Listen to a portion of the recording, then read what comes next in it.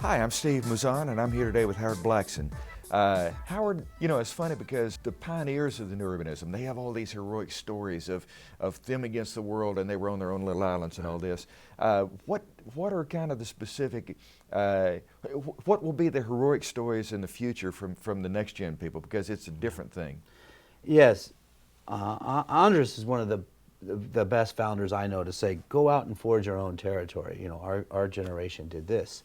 And I think the next generation is actually trying to find those places to forge new territory. And they're coming at it from, I think, a public process perspective of how do you design, how do you make decisions in a group setting.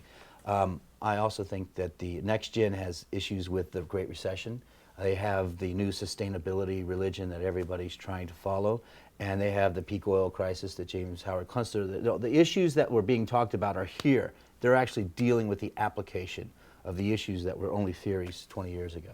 Speaking of the whole meltdown, the crisis right now, you know, the older generation is kind of trying to decide between, do we preserve what we have left of our resources and try to stick and retire now, or do we stick it out and maybe lose everything? The next gen has a whole different, you know, people that would, for the most part, be in their 20s and 30s.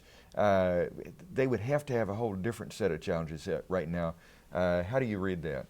Well, I read it through the eyes of Steve Mouzon, who said that this generation's lucky because the young generation that's coming out can do anything and relate it back to urban design, urbanism, architecture, places.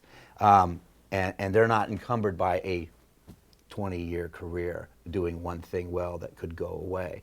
And so I think it's exciting for them to see the opportunity, let them tell us the opportunities that are out there, because we're the ones that are actually becoming more obsolete with age, and they're the ones that are going to be finding out those new tracks. So we should be watching them and their responses to the recession. You know, something just occurred to me, and I was supposed to be interviewing you, but the idea just popped in my mind. They might ought to consider, because I think you're really right about the generalist side of it, they almost might ought to consider it as an alternate name, the Next Generalist, because we all started doing one very specific thing.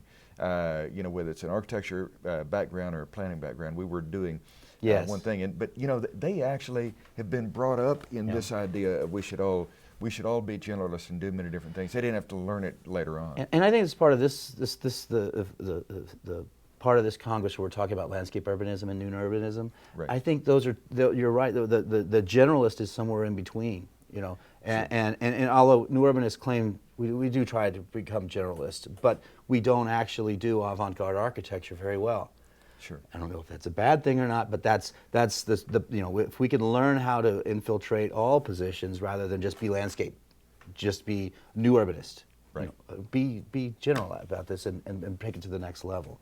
Or then we found out that John Nolan was a member of a nudist colony, and we want to call ourselves the nudist urbanist.